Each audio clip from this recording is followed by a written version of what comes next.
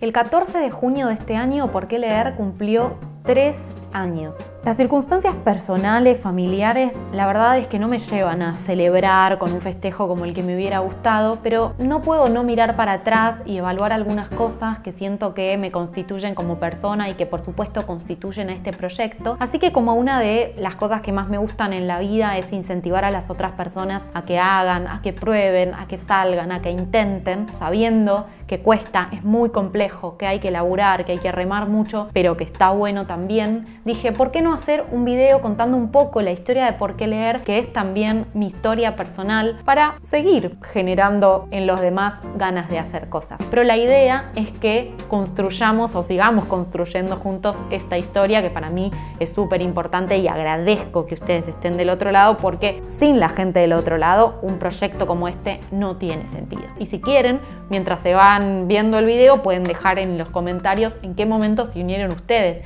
si llegaron por Instagram, si llegaron por YouTube, si lo primero que escucharon fueron los audiolibros de Por qué leer en Spotify. Me lo pueden contar acá, así continuamos la conversación. Empiezo por mí. Yo soy periodista, me recibí en el año 2009 de un terciario en la ciudad de Buenos Aires. Soy productora de radio y de televisión, o mejor dicho, de contenidos audiovisuales, un poco de oficio. Y la verdad es que si me pongo a pensar, había indicios de cuando era chica de que me iba a terminar dedicando a la comunicación, pero nunca me podría haber imaginado, porque no existían, que me iba a terminar dedicando a las redes sociales. Sí, me gustaba mucho sacar fotos, me gustaba mucho charlar, era muy contadora de historias, y puedo encontrar 2 indicios en esa infancia de Ceci de esta persona que soy ahora. Vamos a hacer un pequeño interrupto en este momento. Por un lado, el tema de las historias. En mi familia somos muchos hermanos y mi mamá, una de las cosas que hacía era sentarnos a todos alrededor de ella a contarnos cuentos. Por ahí comprábamos una revista infantil y la repasábamos juntos y ella nos iba mostrando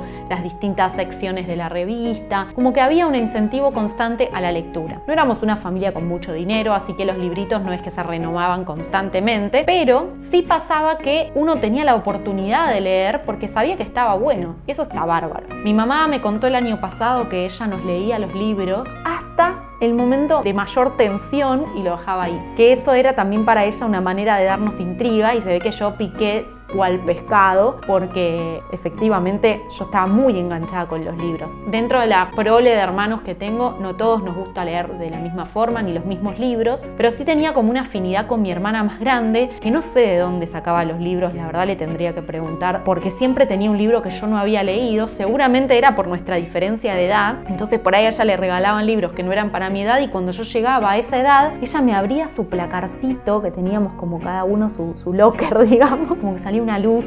Yo decía, ese. Cuando fui un poquitito más grande, me dediqué yo a reemplazar a mi mamá y a contarles historias a mis hermanos más chiquitos.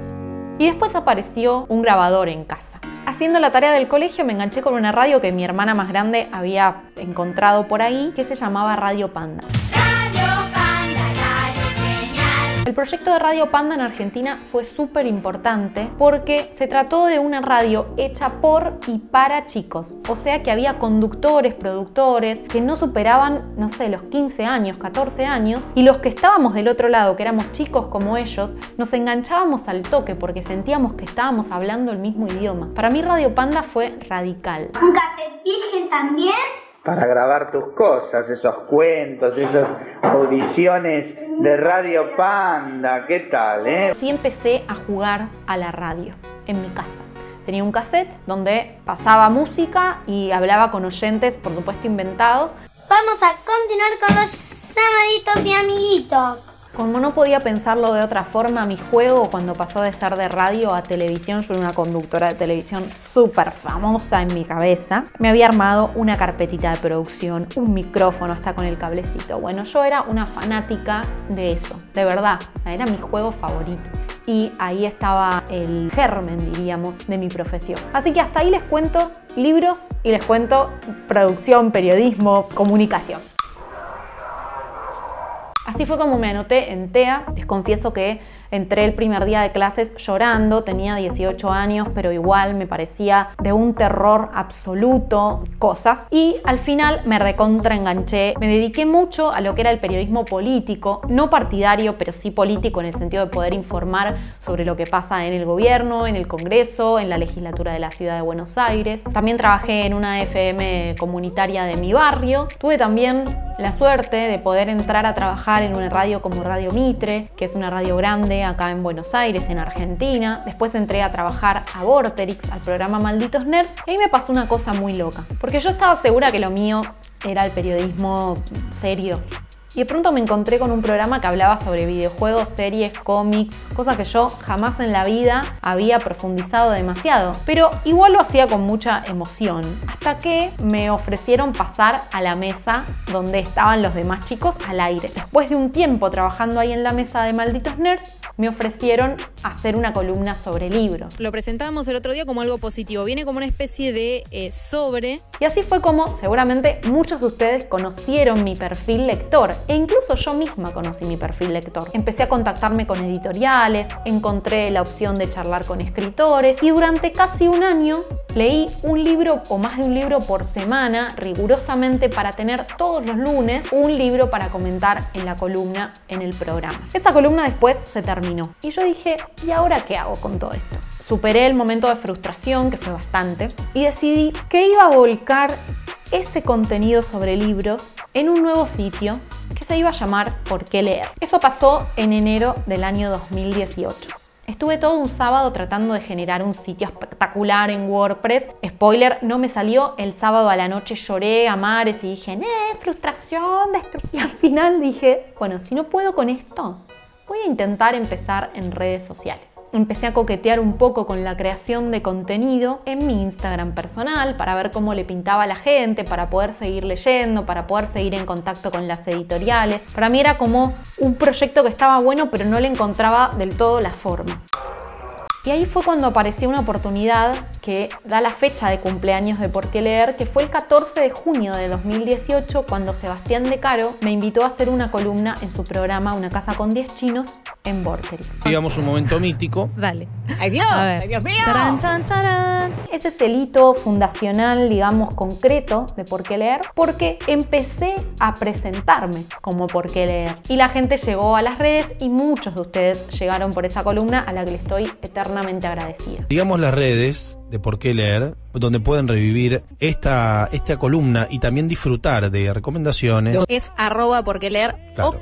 Ok, en todas las redes. Voy a frenar esa parte de la historia ahí y hago un flashback. Cuando tenía más o menos, no sé, 17, 18 años, mi hermanita vino un día con un montón de videos y dijo, estuvimos nadando con la prima en la pileta y quiero hacer un videito sobre esto.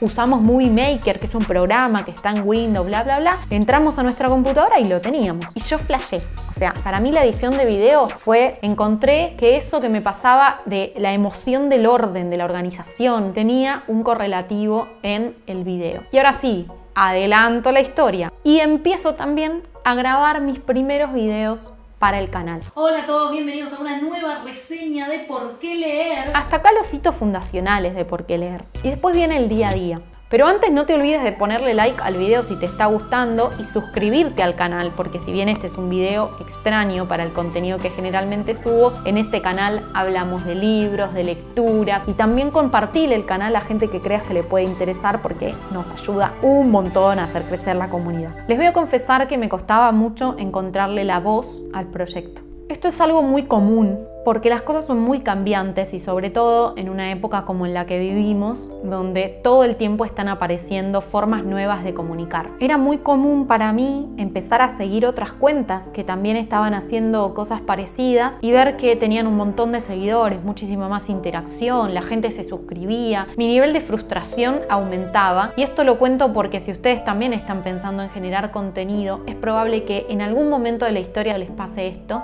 y sientan que tienen que parar un segundo y pensar qué están haciendo. Para mí que la gente no llegara a mis contenido era un síntoma de que estaba haciendo las cosas no tan bien. E incluso hoy, 3 años después, a veces también me pasa. Digo, ¿por qué si me esfuerzo tanto este video tiene solo 1000 vistas? Mi cuenta de Instagram no tiene 150.000 seguidores. Esas cosas son parte del debate diario en la cabeza de un creador de contenido. Por eso está bueno también tener con quién conversar estos temas. En mi caso es mi novio o mi familia. Me ayuda mucho poder interactuar con ellos. A veces soy insoportable, pero como me conocen y me quieren, me aguantan. De todas formas, lo importante es siempre volver a la fuente. Y la fuente en este caso es ese comienzo de mi historia. ¿Quién soy? ¿Qué hago? ¿Qué es lo que me gusta? Entonces yo hice un cuento que es este. Fui a la fiesta ese día y llegué y la prima me dijo, ganar. Yo le dije, ¿cómo? Y yo no podía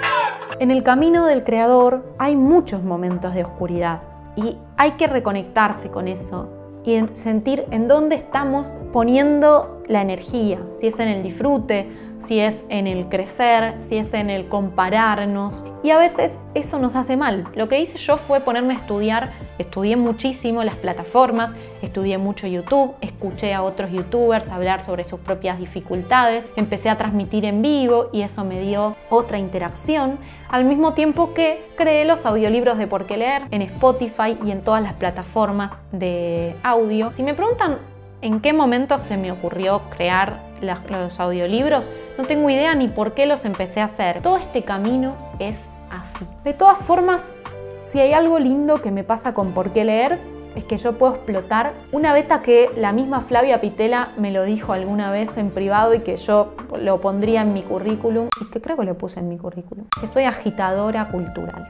Soy agitadora desde ya, o sea, soy una animadora constante, tipo porrista, pero además ser una agitadora cultural para mí significó entender que mi trabajo en las redes, en YouTube y en Por qué leer es incentivar a las otras personas a leer, pero además es promover el estar en las redes para contagiarte las ganas de leer, que salgas de las redes, vayas a leer y que vuelvas a contarlo. Las redes terminan siendo un salón donde nos sentamos a charlar. Por eso les invito siempre a ponerle like al video, a comentar, porque de esa forma también puedo como medir la temperatura de quienes están del otro lado. Y en este salir de las redes se me ocurrió crear en febrero del año 2020 lo que fue el Vagón de Lectores.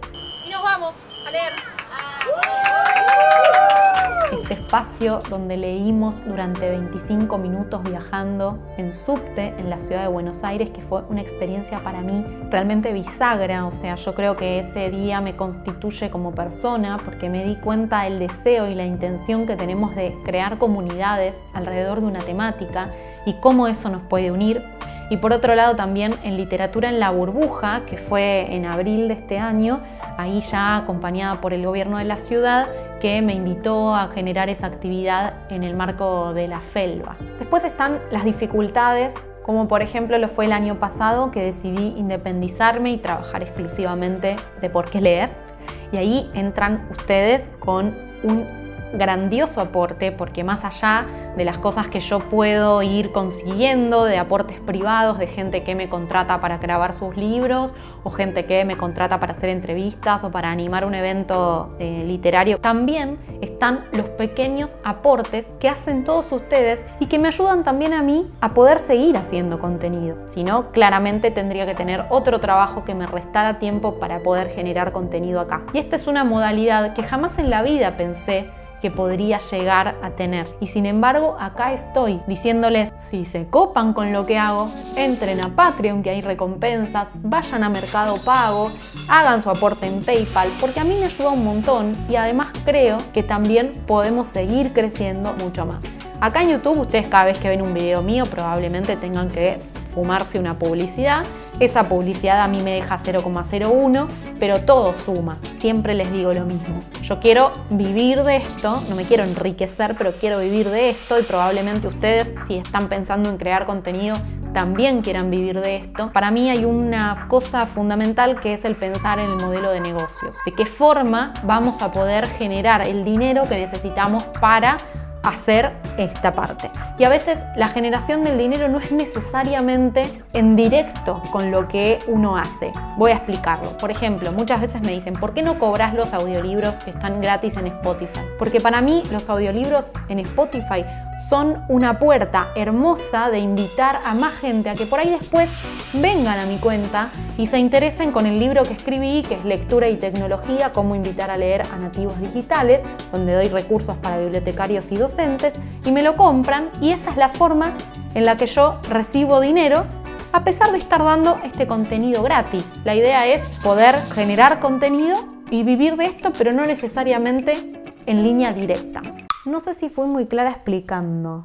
Jamás le voy a decir que no a nada que tenga que ver con incentivar la lectura. Hay grandes ejemplos en TikTok, hay grandes creadores de contenido relacionados con videojuegos, y los videojuegos también son formas de aprender a leer y de leer de una forma moderna. Están los libros electrónicos, que para este canal fue muy importante porque ese video es el que trajo un montón de gente. Cerrar las puertas, no cuenten conmigo. Para mí siempre es abrir, agitar, incentivar, invitar. La lectura es un placer y para mí la creación de contenido de la lectura es un privilegio. Gracias por estar ahí, porque sin ustedes este cumpleaños no hubiera sido posible. Les mando un abrazo muy fuerte, hasta el próximo video y hasta la próxima lectura. Chao.